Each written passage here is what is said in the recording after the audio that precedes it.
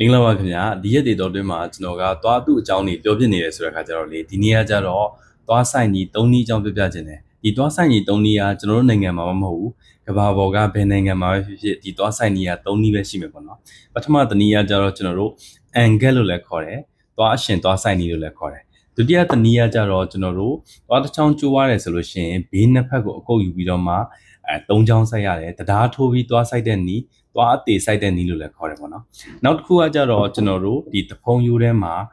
implant လို့ခေါ်တယ်titanium တက်ထုတိုင်ထည့်ပြီးတော့မှသွားဆိုင်တဲ့နည်းပေါ့နော်ဒီသွားဆိုင်နည်း၃နည်းကဘလို့အားနည်းချက်တွေရှိမလဲဘလို့အားသာချက်တွေရှိမလဲဆိုတာကိုကျွန်တော်တို့ဒီနေ့မျှဝေတော့မှာဖြစ်ပါတယ်ခင်ဗျာကျွန်တော်တို့ဒီဗီဒီယိုလေးကိုမမျှဝေခင်မှာကျွန်တော်တို့ရဲ့ဗီဒီယိုလေးတွေကိုအမြဲတမ်းအားပေးကြတဲ့မိတ်ဆွေတယောက်ချင်းစီတိုင်းကိုကျွန်တော်ကကျေးဇူးအများကြီးတင်ပါတယ်ကျွန်တော်တို့ရဲ့ blog ကို follow လုပ်ထားတဲ့လူတွေရော comment လေးတွေပေးပြီးတော့မှအားပေးတဲ့လူတွေရော like ပေးကြတဲ့လူတွေရော page ကိုလူတွေအများကြီးတည်အောင် post တွေကို share ပြီးတော့မှအားပေးကြတဲ့လူတွေရောကျွန်တော်ကကျေးဇူးအများကြီးတင်ရှိပါတယ်ခင်ဗျာဒါဆိုရင်ပထမဦးဆုံးကျွန်တော်ကအန်ကက်အကြောင်းပြောပြမယ်နော်အန်ကက်လေးတွေကြတော့ကျွန်တော်တို့ကသွားဘယ်နှချောင်းပဲကျိုးလုပ်လို့ရတယ်တစ်ချောင်းပဲကျိုးတယ်ဆိုလို့ရှိရင်လည်းအန်ကက်လုပ်လို့ရတယ်သွားတစ်ချောင်းမှမရှိတော့ဘူးဆိုလို့ရှိရင်လည်းအန်ကက်လုပ်လို့ရတယ်ညာတော့အဖြစ်ဆိုလို့ရှိရင်သွားအသေးစိုက်လို့မရတဲ့လူတွေမှာဆိုလို့ရှိရင်အန်ကက်ကိုအသုံးပြုကြတာများတယ်တော်တော်များများကျတော့အန်ကက်ဆိုလို့ရှိရင်ချုပ်ရတက်ရတယ်ဆိုတဲ့ခါကျတော့တော်တော်များများမကြိုက်ကြဘူးနော်အန်ကက်ကျတော့ဒီဖြုတ်လို့တက်လို့ရတာကကျွန်တော်တို့ဒါအတ္တချက်တစ်ခုအနေနဲ့လည်းကိုယ့်အနေကိုမြင်လို့ရတယ်တကယ်လို့အားနည်းချက်အနေနဲ့မြင်တယ်ဆိုလို့ရှိရင်လည်းရတယ်ဖြုတ်ရတက်ရတာစိတ်ညစ်စရာကြီးဆိုဒါအားနည်းချက်ပေါ့လူနာကိုယ်တိုင်လည်းဖြုတ်လို့တက်လို့ရတယ်တန်ရှင်းလို့ရတာလည်းကောင်းတယ်ဆိုလို့ရှိရင်ကတော့ဒါအတ္တချက်ဖြစ်မှာပေါ့နော်ကျွန်တော်တို့ဒီအန်ကက်လေးမှာဆိုလို့ရှိရင်သူ့ရဲ့အတ္တချက်လေးတွေကဘာလေးတွေဖြစ်မလဲဆိုတဲ့ခါကျတော့ကျွန်တော်တို့လှုပ်ရတာဆိုလို့ရှိရင်တခြားတော့သွားဆိုင်နေတဲ့ထက်လူနာအတွက်ရောဆရာဝန်အတွက်ရောကျွန်တော်တို့ပြင်ပန်းတာနဲတယ်လွယ်ကူတယ်ပေါ့နော်ဘယ်အချိန်မှဒုက္ခရောက်လဲဆိုလို့ရှိရင်ကျွန်တော်တို့ကဒီအန်ကက်ကကျွန်တော်တို့ပုံစံတွေပါတယ်ယူပြီးသွားလို့အန်ကက်ကထွက်လာတဲ့အချိန်မှာကိုယ့်ရဲ့ဒီပါးစပ်ထဲမှာအန်ကက်ကလာတက်လိုက်ပြီဆိုလို့ရှိရင်ကျွန်တော်ပါးစပ်ထဲမှာအစာတေးသေးလေးညံ့ရင်တော့နေရခက်တယ်လေနော်ဒီအန်ကက်ကဒါတေးသေးလေးလည်းဖြစ်နိုင်တယ်ပါးစပ်တစ်ခုလုံးလည်းဖြစ်နိုင်တယ်အဲ့ညတော့အန်ကက်ကြီးလာပြီးတော့မှထည့်ထားတဲ့နေ့တွေမှာဆိုလို့ရှိရင်ကိုကတိတ်ပြီးတော့မှဒီအန်ကက်ကြီးနဲ့အသားမကြောက်စကားပြောရတာတွေအဆင်မပြေဘူးပြီးတဲ့ခါကျလို့ရှိရင်စားဝါရတာတွေဆိုလို့ရှိရင်ပို့ပြီးတော့မှအဆင်မပြေသေးဘူးဒီဇက်ထဲမှာဒီအန်ကက်ကြီးရှိနေတာကတက်တောင့်တက်တာမဖြစ်နေဘူးဒါကြောင့်မလို့ဒီအန်ကက်လေးကိုကျွန်တော်တို့ပါးစပ်နဲ့အသားကျဖို့တော့အရင်လေ့ကျင့်ရမယ်အဲ့လိုကိုကအသားမကြောက်နေရခက်နေပါတယ်ဆိုတခါကျလို့ရှိရင်နာတာမျိုးလေးလည်းရှိတတ်တယ်ကိုကဝါတဲ့အချိန်မှာဆိုလို့ရှိရင်ဒီအခြေလေးတွေမှာနှကန်းနဲ့ခိုင်းမိပြီးတော့နာတာရှာရည်နဲ့ခိုင်းမိပြီးတော့နာတာတဖုံးလေးတွေပွန်းသွားတာဒီအချွတ်အသက်မှာဆိုလို့ရှိရင်ဒီအန်ကက်လေးကရှာသွားတာစသဖြင့်အဲ့လိုနာတဲ့ပြဿနာမျိုးလေးတွေရှိရဆိုလို့ရှိရင်ကိုပြခဲ့တဲ့စီကန်းပေါ့နော်ကိုအန်ကက်လှုပ်ထားပေးတဲ့ဆရာကိုတွားပြီးတော့မှအန်ကက်လေးကအဆင်မပြေတဲ့အကြောင်းကျွန်တော်တို့ပြောရမယ်ဆရာဝန်ရဲ့လမ်းညွှန်ချက်တိုင်းတေချာလိုက်နာပြီးတော့မှကျွန်တော်လေ့ကျင့်တယ်ဆိုလို့ရှိရင်ဒီအန်ကက်ကလည်းကျွန်တော်အောင်မြင်ပါဒီအန်ကက်မှာလေလူနာတွေတော်တော်များများမကြိုက်ဆုံးအချက်ကကြတော့ကျွန်တော်တို့ကဒီအန်ကက်ကြီးကိုလူနာတွေကိုထည့်ပေးလိုက်တယ်ဆိုလို့ရှိရင်သူတို့ကဘာမှမကြိုက်ဘူးလဲဆိုရင်ကျွန်တော်တို့ကညကြလို့ရှိရင်ဖြုတ်အိတ်ခိုင်းတာပေါ့နော်အန်ကက်ကိုတဏီကုန်တက်ခိုင်းတဲ့အတိုင်းပဲညကြလို့ရှိရင်တော့ဖြုတ်အိတ်ပါကိုယ့်ရဲ့ခရင်းကိုတန့်ရှင်းလို့လိုပဲအန်ကက်ကိုစေးကြောပေးပါဆိုအဲ့ဒါကြီးကိုအလုံးရှုပ်တယ်လို့ထင်ကြတယ်အန်ကက်ကိုလူတော်တော်များများမကြိုက်တဲ့အချက်ကကြတော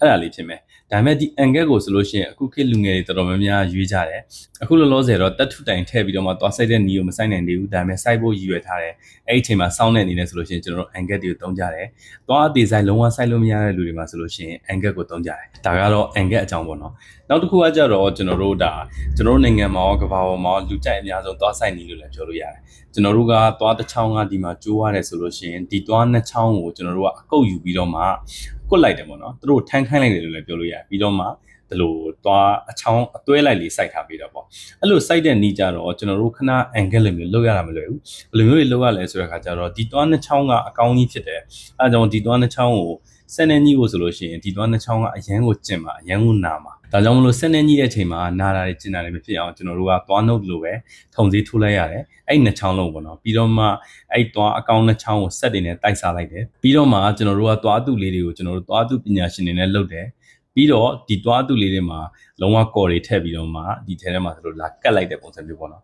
သူ့ရဲ့အတ္တချက်တွေကြတော့ကျွန်တော်တို့ဒါဆိုလို့ရှိရင်ကတော့ဒါအားလုံးမြင်တာအောင်တတ်ထုသွားလေးပြထားတာပေါ့နော်ဒါပေမဲ့ကြွေသွားတွေဆိုလို့ရှိရင်ကိုယ့်ရဲ့သွားတွေလိုပဲအရန်ကိုလာတယ်ကြွေတီးတန့်သွားတွေဆိုလို့ရှိရင်ပို့ပြီးတော့မှတောင်လာသေးတယ်သူကကြတော့သွားအစ်စ်တွေနဲ့လုံးဝထက်တူနီးပါးတူတယ်ခဏအန်ကက်တွေလိုမျိုးဒီလိုမျိုးအဖက်ကြီးတွေပါတယ်မပါဘူးပေါ့နော်မပါတဲ့ခါကျတော့တဖုံးနေနဲ့လည်းထိစက်မှုရှိဘူးဒါကြောင့်မလို့နေရတာတက်တောင့်တက်တာဖြစ်တယ်ပြီးတဲ့ခါကျလို့ရှိရင်ကိုနဲ့သူနဲ့က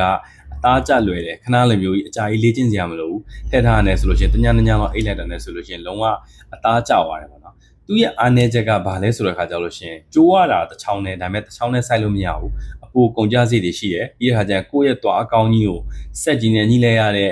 ကိစ္စမျိုးတွေရှိတယ်တကယ်လို့ကိုကနှစ်ချောင်းကျိုးတယ်ဆိုလို့ရှိရင်ဘေးနှစ်ဖက်ကိုစားရမှာဖြစ်တဲ့အတွက်ကိုက၄ချောင်းစာကုန်ကြစိတ်တွေရှိတာပေါ့နော်ဒါကြောင့်အန်ဂက်ထက်ကုန်ကြစိတ်တွေလည်းပိုများတယ်ဒါပေမဲ့ဝါလို့စားလို့ပိုကောင်းတယ်ရေရှည်ခံတယ်သူကကြတော့10စုနှစ်တစ်ခုလောက်သုံးလို့ရမယ်ခဏပြောတဲ့ angle ဆိုလို့ရှိရင်ကတော့3နှစ်ကနေ5နှစ်လောက်သုံးလို့ရမယ်ဒါကတော့ကျွန်တော်တို့3ချောင်းတွဲသွားဆိုင်တဲ့ပုံစံပေါ့နော်နောက်ဆုံးတစ်နည်းအားကြတော့ကျွန်တော်တို့ဒီလိုမေးရိုးထဲမှာ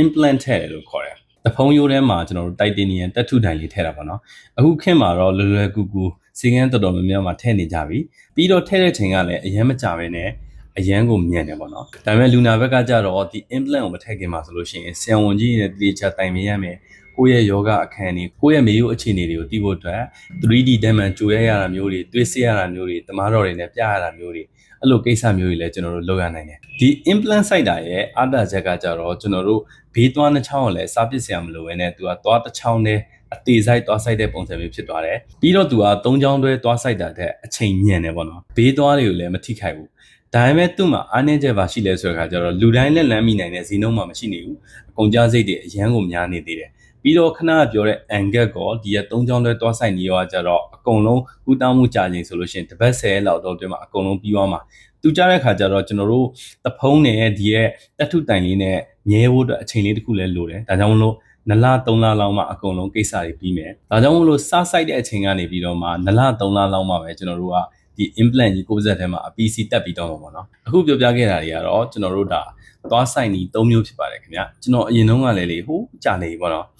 page လေးတွေစလုပ်ခါစားတော့ငါဆိုလို့ရှိရင်ဒီသွားဆိုင်နီလေးတွေအကြောင်းတင်ထားမှုတယ်ဒါပေမဲ့အခုမှစပြီးတော့မှကျွန်တော်တို့တည့်ရလူတွေကြတော့ထပ်ပြီးတော့မှဒါမေးကြတာမျိုးလေးရှိတယ် post ကလည်းဟိုအောက်ကိုရောက်သွားပြီဆိုတဲ့အခါကျတော့ကျွန်တော်ကပြန်ပြီးတော့မှပြန်တင်ပေးတာပဲဖြစ်ပါတယ်ခင်ဗျကို့မှာသွားကြိုးထားရရှိရဆိုလို့ရှိရင်သွားနှုတ်ထားရရှိရဆိုလို့ရှိရင်ကိုကဘလို့သွားဆိုင်နေတဲ့တင့်တော်လဲဘလို့ကုန်ကြစီတွေကြမလဲဆိုတာကြတော့ကျွန်တော်မေးတတ်တဲ့နီးစပ်ရသွားတဲ့ခုနှစ်စီကံကိုသွားပြီးတော့မှကိုယ့်ရဲ့အခြေအနေကိုသွားဆရာဝန်တည်ကြစစ်ခိုင်းမယ်ဆွေးနွေးမယ်ပြီးတော့မှဘလို့သွားဆိုင်နေရကိုနဲ့တင့်တော်လဲဆိုတာကိုသွားဆရာဝန်နဲ့တိုင်ပင်တာကတော့အကောင်းဆုံးပဲဖြစ်ပါတယ်ခင်ဗျဒါဆိုရင်သွားဆိုင်နေတဲ့အကြောင်းကိုဘူးတူတရမယ်လို့ထင်ပါတယ်နောက်ဗီဒီယိုတွေမှာပြန်တွေ့ပါမယ်နေ့ရက်တိုင်းမှာပြောနိုင်ကြပါစေခင်ဗျ